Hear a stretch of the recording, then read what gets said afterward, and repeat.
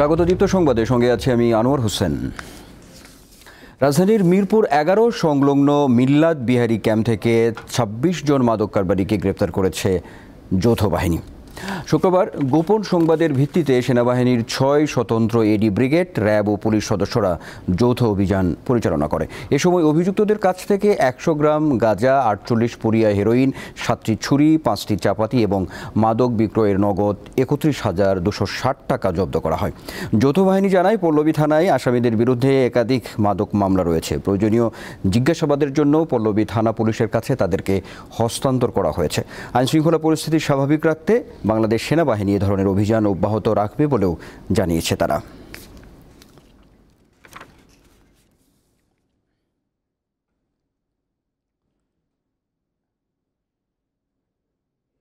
3 মাস বন্ধের পর ফের দর্শনার্থীদের জন্য খুলে দেয়া হলো গাজীপুরের শ্রীপুরের সাফারি পার্ক।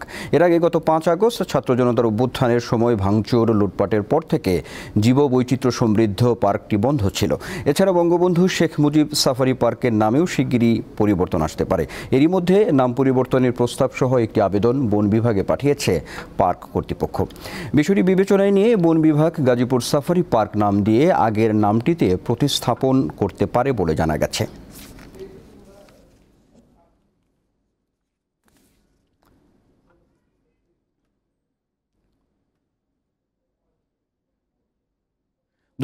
সালের 15 নভেম্বরের প্রলয়ঙ্কারী ঘূর্ণিঝড় সিডরের তাণ্ডবের গভীর ক্ষত এখনও রয়েছে।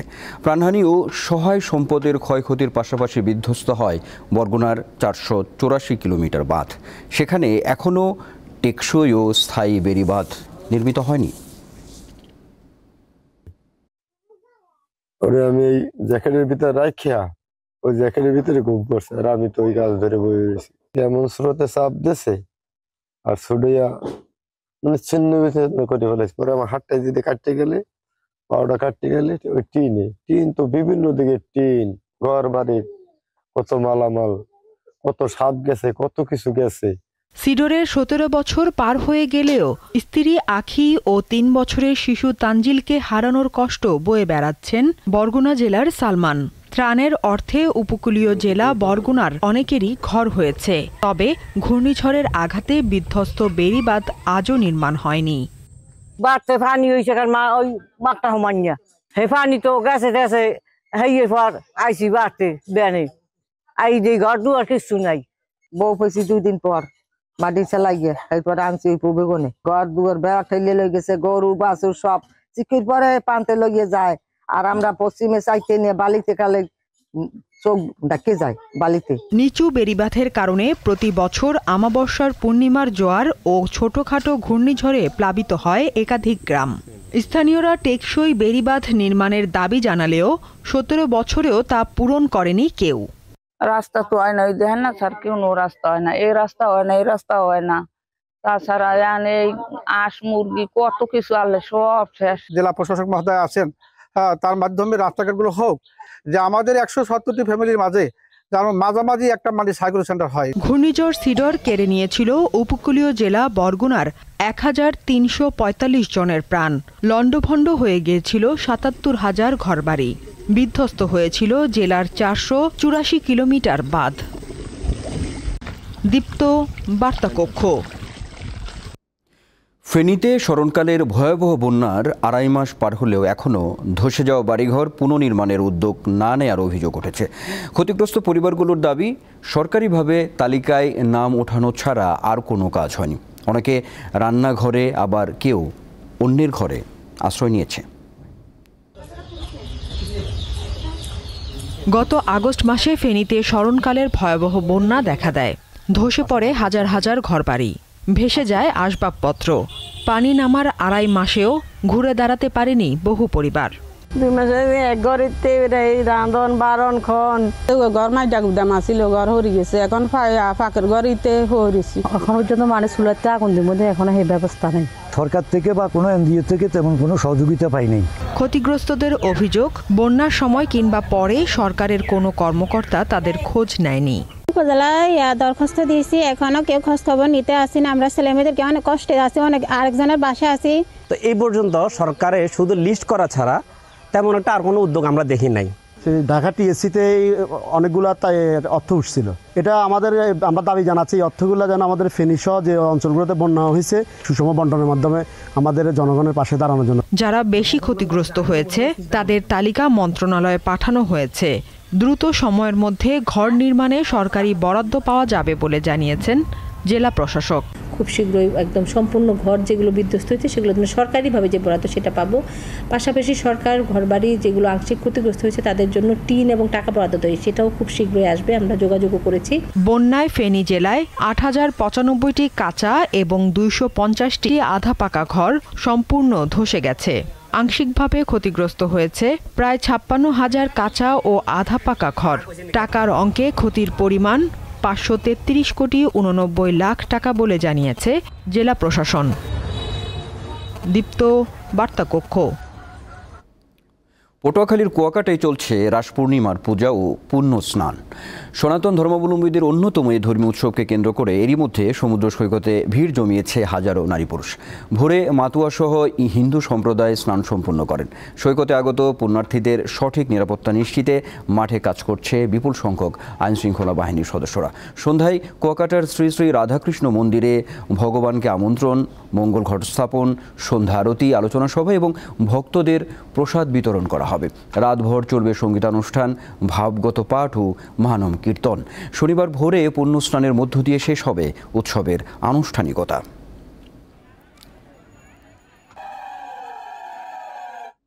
এ বিষয়ে বিস্তারিত জানাতে পটুয়াখালী থেকে যোগ দিচ্ছেন সহকর্মী মোহাম্মদ ইমরান। ইমরান, পুণ্যার্থীদের মধ্যে অনেক নারী রয়েছেন, তাদের নিরাপত্তার বিষয়টি কিভাবে নিশ্চিত করা হচ্ছে, আর একই সঙ্গে উৎসবের যে সার্বিক দিক সবকিছুই জানতে চাই।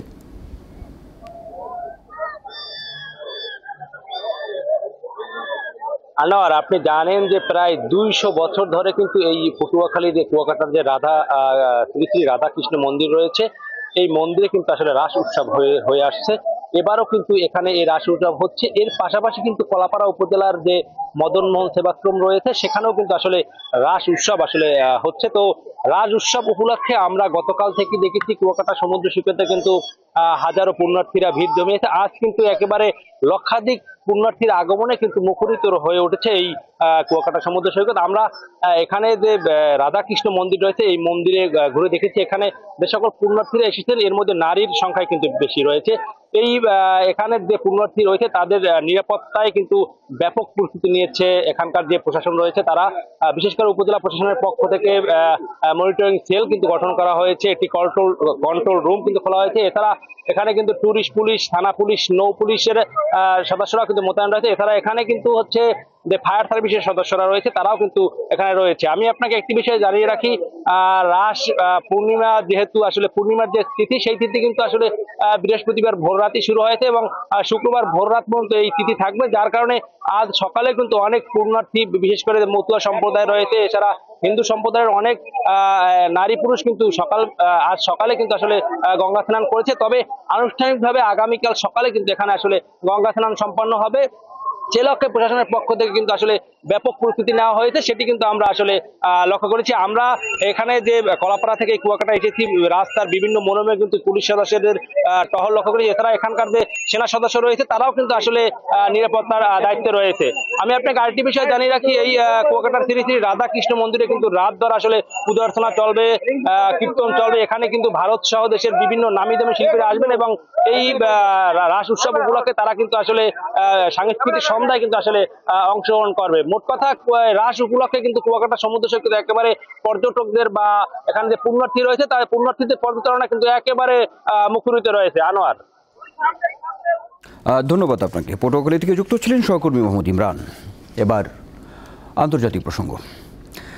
গাজা উপত্যকায় ইসরায়েলি আগ্রাসনে নতুন করে প্রাণ গেছে 24 ফিলিস্তিনির, আহত হন আরও শতাধিক ব্যক্তি। দক্ষিণাঞ্চলীয় নাবাতীয় ও বালবেক শহরে হামলায় হতাহতের এ ঘটনা ঘটে। এছাড়া খান ইউনুস শহরে ত্রাণ ও মেডিকেল সরঞ্জামাদি বোঝাই 34টি ট্রাক ছিনতাই হয়েছে বলে জানিয়েছে জাতিসংঘ। এ ঘটনায় তাদের অভিযোগের তীর ইসরায়েলের দিকে। এদিকে ইসরায়েলি বর্বরতায় লেবাননে প্রাণ হারিয়েছেন আরও 21 জন।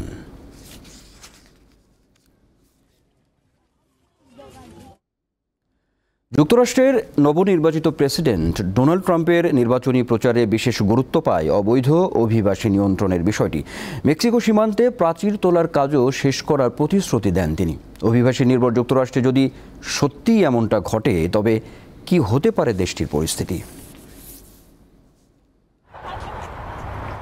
2024 সালের প্রেসিডেন্ট নির্বাচনে একটা বড় ইস্যু ছিল অভিবাসন। 2023 সালের পরিসংখ্যান অনুযায়ী বিদেশি বংশোদ্ভূত মানুষের সংখ্যা যুক্তরাষ্ট্রে অনেক বেশি। তথ্য অনুযায়ী বিদেশে জন্মগ্রহণকারী 4,78,00,000 মানুষ যুক্তরাষ্ট্রে বাস করেন, যা মোট মার্কিন জনসংখ্যার 14.3%। দেশটি বর্তমানে প্রবীণদের সংখ্যা বৃদ্ধির সমস্যার সঙ্গে লড়ছে। এর সঙ্গে পাল্লা দিয়ে বাড়ছে স্বাস্থ্য সংক্রান্ত খরচ। অন্যদিকে কাজকর্ম করতে সক্ষম অল্প বয়সী মানুষ কমে যাচ্ছে। কংগ্রেশনাল বাজেট অফিস বলছে 2040 সালে মৃত্যুর সংখ্যা জন্মকে ছাপিয়ে যাবে। তাই অর্থনীতিবিদ ও অভিবাসনপন্থী গোষ্ঠীর দাবি, অর্থ ব্যবস্থার কথা মাথায় রেখে অভিবাসন দরকার। বোস্টন বিশ্ববিদ্যালয়ের অর্থনীতি বিভাগের সহযোগী অধ্যাপক তারিক হাসানের মতে, অভিবাসীদের অনুপস্থিতির বড় প্রভাব পড়বে মার্কিন অর্থনীতিতে। নিজ গবেষণার তথ্যের ভিত্তিতে বলেন, অভিবাসন উদ্ভাবনী শক্তিতে ইন্ধন যোগায় ও উৎপাদনশীলতা বাড়ায়। যুক্তরাষ্ট্রের সিভিল সেক্টরে কর্মরত 3,10,00,000 মানুষের মধ্যে প্রায় 19% অভিবাসী। দেশটির কর সংস্থার তথ্য অনুযায়ী 2022 সালে অভিবাসী পরিবারগুলো মোট করের 1/6 দিয়েছেন। Institute of taxation and economic পলিসির এক গবেষণায় দেখা গিয়েছে, 2022 সালে নথিভুক্ত নন এমন অভিবাসীরা ফেডারেল, রাজ্য ও স্থানীয় কর বাবদ প্রায় $10,000 কোটি দিয়েছেন।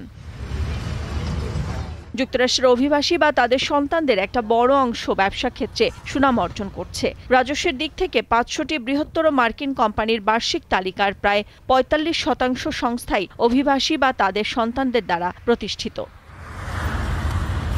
নাদিরা জাহান, দীপ্ত বার্তাকক্ষ।